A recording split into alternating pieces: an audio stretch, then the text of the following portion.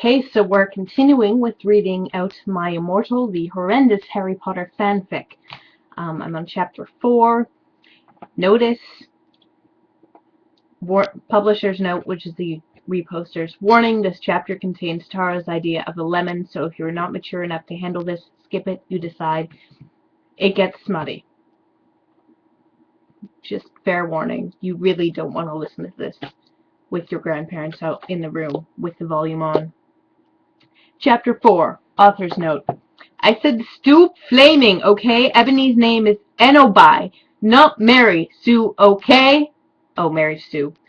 Draco is so in love with her that he is acting deferent. They knew, I can't even pronounce this. They knew Exoder before, okay? Draco, I shouted. What the fuck do you think you're doing? Draco didn't answer, but he stopped the flying car and he walked out of it. I walked out of it too, curiously. What the fucking hell? I asked angrily. Ebony? He asked. What? I snapped. Draco leaned in extra close and I looked into his gothic red eyes. He was wearing colored contacts, which revealed so much depressing sorrow and evilness. Then suddenly, I didn't feel mad anymore. And then, suddenly, just as Draco kissed me passionately, Draco climbed on top of me and we started to make out keenly against a tree. He took off my top and I took off his clothes. I even took off my bra. Then he put his thingy into my you-know-what, and we did it for the first time. Oh! Oh! Oh! I screamed. I was beginning to get an orgasm. We started to kiss everywhere, and my pale body became all warm, and then...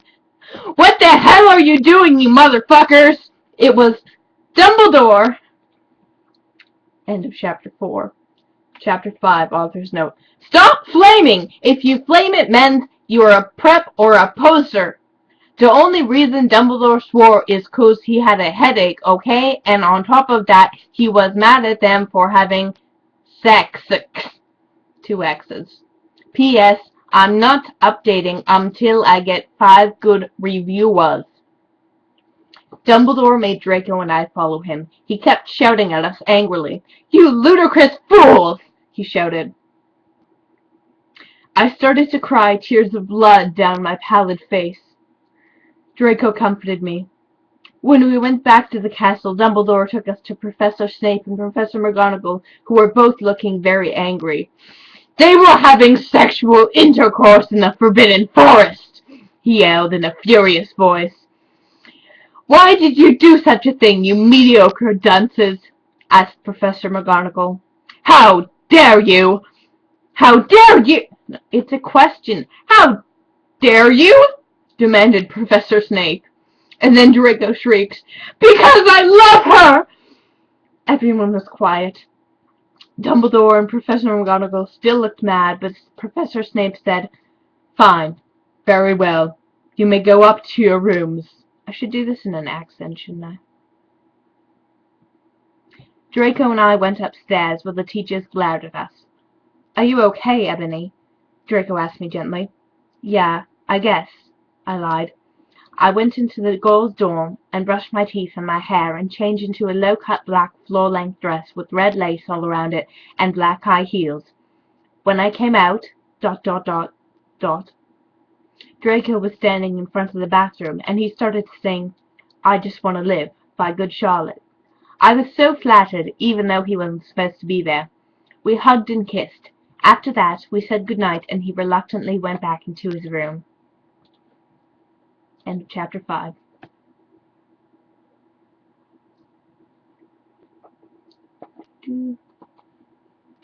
Author's note. Shut up, preps, okay? P.S. I will not update until you give me good reviews. The next day I woke up in my coffin. I put on a black miniskirt that was all ripped around the ends, and a matching top with red skulls all over it, and high-heeled boots that were black. Yeah. I put on 2 pairs of skull earrings and 2 crosses in my ears. I spray-painted my hair with purple. Don't you already have purple streaks?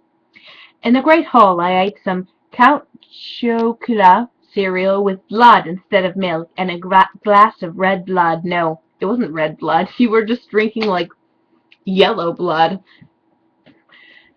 Suddenly, someone bumped into me. All the blood spilled over my top. Bastard! I shouted angrily. I regretted saying it when I looked up, because I was looking into the pale white face of a gothic boy with spiky black hair with red streaks in it. He was wearing so much eyeliner that I was going down his face, and he was wearing black lipstick. He didn't have glasses anymore. Now he was wearing red contact lenses just like Draco's, and there was no scar on his forehead anymore. He had a manly stubble on his chin. A manly stubble. Not manly stubble. A. Just one. One hair. A manly stubble. He had a sexy English accent. He looked exactly like Joel Madden.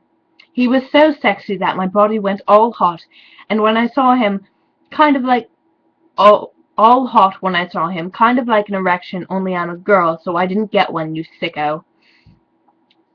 I'm so sorry, he said in a shy voice. That's all right. What's your name? I questioned. My name's Harry Potter, although most people call me Vampire these days, he grumbled.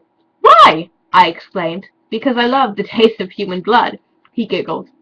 Well, I am a vampire, I confessed. Really? Really? He whimpered. How do... Yeah! I roared. We sat down to talk for a while. Then Draco came up behind me and he told me he had a surprise for me, so I went away with him. A surprise. Everybody loves surprises. Publisher's note.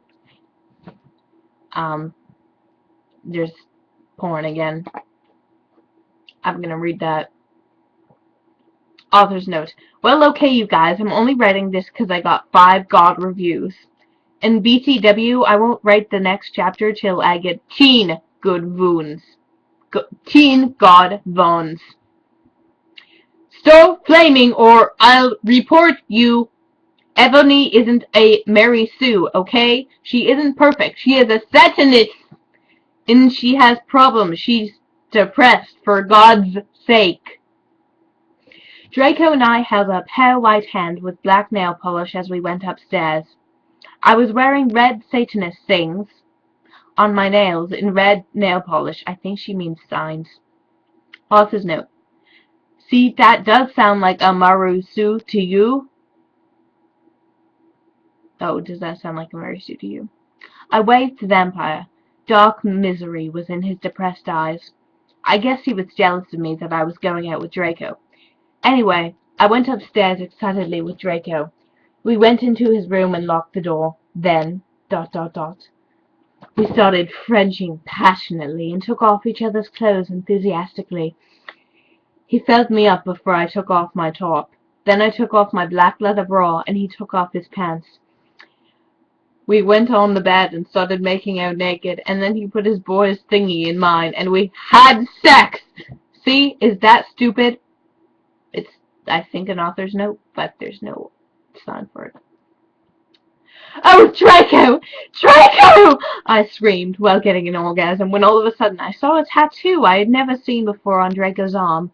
It was a black heart with an arrow through it. On it, in bloody Gothic writing, were the words, Vampire! I was so angry. You bastard! I shouted angrily, jumping out of the bed. No, but you don't understand, Draco pleaded, but I knew too much. No, you fucking idiot, I shouted. You probably have AIDS anyway. I put on my clothes all huffily and then stormed out. Draco ran out even though he was naked. He had a really big you-know-what, but I was too mad to care.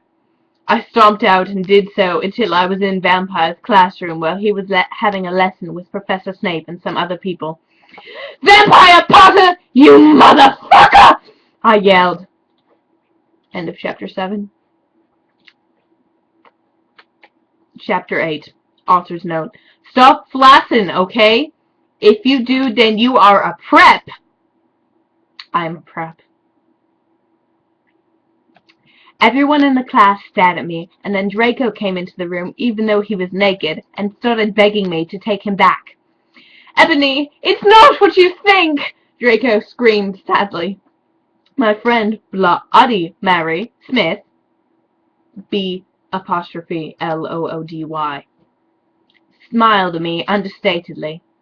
She was wearing her waist, as in waist time, like WASTE, waist-length gothic black hair and open to crimson eyes like blood that she was wearing contact lenses on.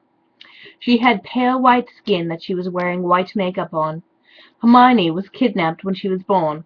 Her real parents are vampires, and one of them is a witch, but Voldemort killed her mother and her father committed suicide because he was depressed about it. That's understandable. She still has nightmares about it, and she is very haunted and depressed. It also turns out her real name is Smith and not Granger. Since she converted to Satanism, she is in Slytherin now, not Gryffindor. Gryffindor, as in door, like a door. What is it you desire, you ridiculous dimwit? Snape demanded angrily in his cold voice, but I ignored him. Vampire! I can't believe you cheated on me with Draco! I shouted at him. Everybody gasped. I don't know why Ebony was so mad at me. Is this supposed to be with... I think this is supposed to be in quotation marks, and it is Draco talking. I don't know why Ebony was so mad at me. I had went out with Vampire, I'm bi, and so was Ebony, for a while, but then he broke my heart. He dumped me because he liked Brittany, a stupid preppy fucker.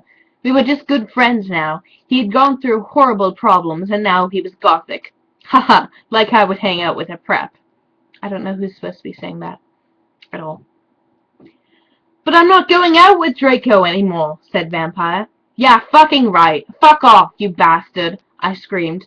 I ran out of the room and into the forbidden forest where I had lost my virility to Draco. Then I started to bust into tears. End of chapter 8.